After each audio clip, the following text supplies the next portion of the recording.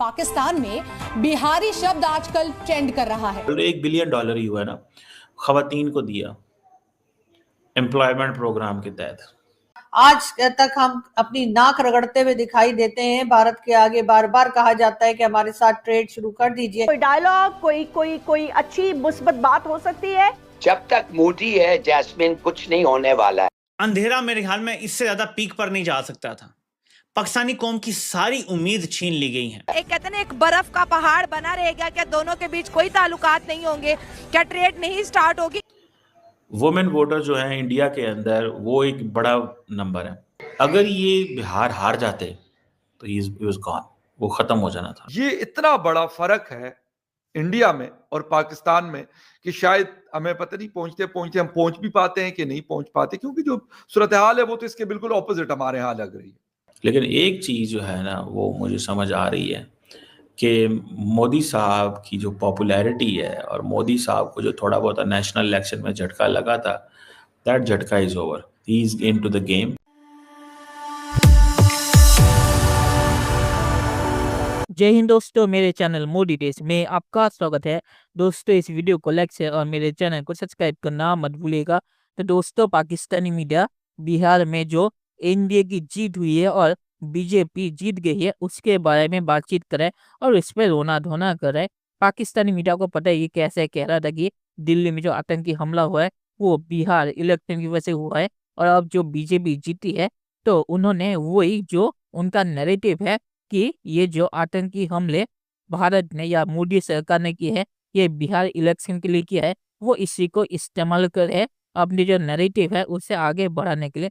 तो पाकिस्तानी मीडिया का रोना धोना शुरू हो गया है कि बिहार इलेक्शन के लिए मोदी ने ये सब किया और इसीलिए मोदी बिहार इलेक्शन जीत गया, क्योंकि इन्हें डिटेल के बारे में कुछ पता नहीं है। इनका सिर्फ रोना धोना करने का जो चीज होता है भारत पे वही वो करते रहते हैं।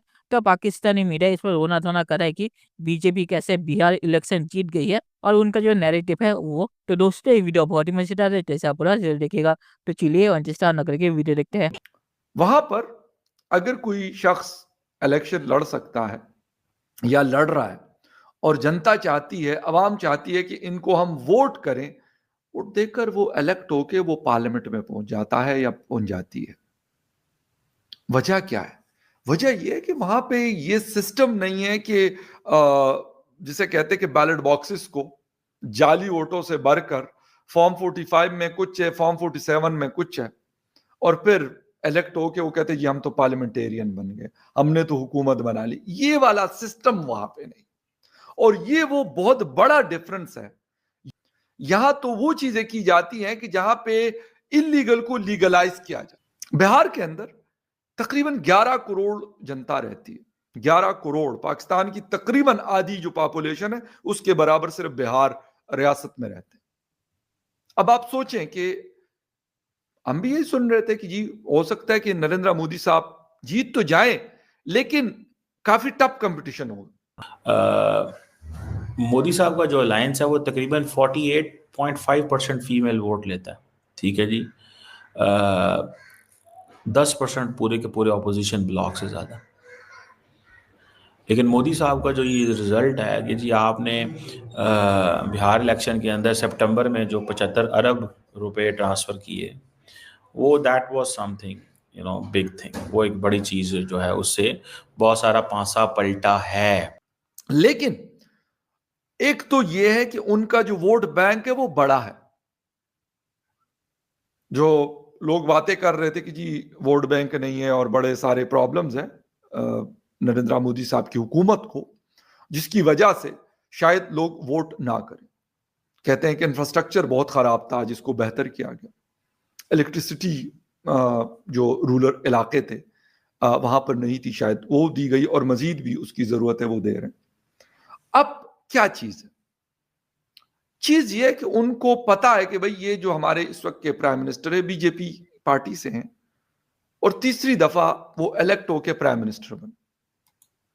क्या करते हैं वो ये करते हैं कि वो अवामी आदमी है। हमने नहीं सुना कि वो कोई बहुत बड़े कारोबारी शख्सियत, उनके कोई रिश्तेदार है, भाई है, कजन है, बेटे हैं, ऐसा कुछ भी नहीं। या कुछ और इस तरह की चीज की यार ये तो खानदानी रईस है, ऐसा भी कुछ नहीं। क्या वजह है? एक आम आदमी चलते चलते गुजरात के चीफ मिनिस्टर से होते हुए prime minister of India for third time, क्या वजह है? उनका एक सिस्टम उन्होंने बनाया हुआ। अवाम जब तक चाहेगी, उनकी जनता जब तक चाहेगी, वो इलेक्ट होंगे। बेशक उसके बाद वो चेंज कर सकते हैं, उनकी मर्जी।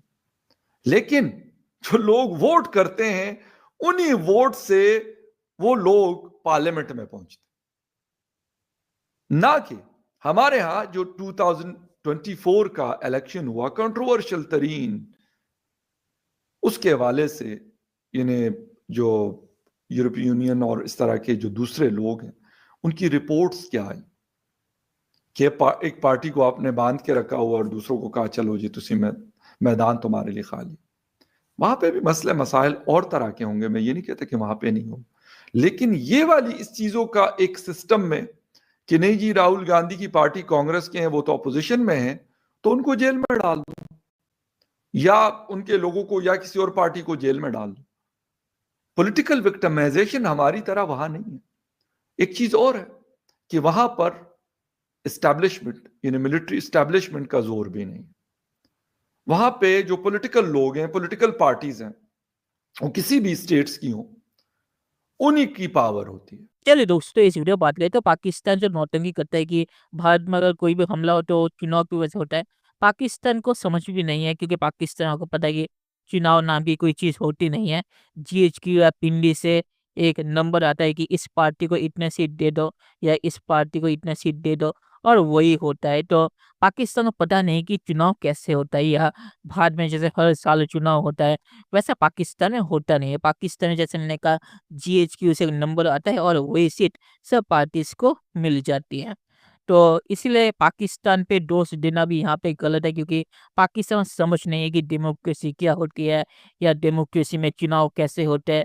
ये पाकिस्तानी मीडिया को नहीं पता, कि उन्होंने कभी असली चुनाव देखा नहीं है। उनके सारे चुनाव आर्मी जनरल्स के बूथ के नीचे होते हैं, और वही पाकिस्तानी मीडिया जो है वो दिखा देती है। इसीलिए बिहार चुनाव और दिल्ली में जो हमला हुआ, उसी का कनेक्ट पाकिस्तानी मीडिया करता है हर बार। तो इसमें उन्हें दोष देना गलत है, क्योंकि उनकी नासमझी है। और आखिर में सिर्फ यही कहूंगा कि बिहार इलेक्शन बीजेपी जीतेगी, ये बहुत सारे लोग कह रहे थे, पर इतने बड़े मार्जिन से जीतेगी ये किसी को नहीं पता था। तो इसमें मुझे ज्यादा कुछ कहने की जरूरत नहीं है। तो चलिए देखते हैं कि फ्यूचर में क्या होता है। दोस्तों, वीडियो देखने के लिए बहुत शुक्रिया, और हमारे चैनल सब्सक्राइब करना मत भूलिएगा। Thank you very much.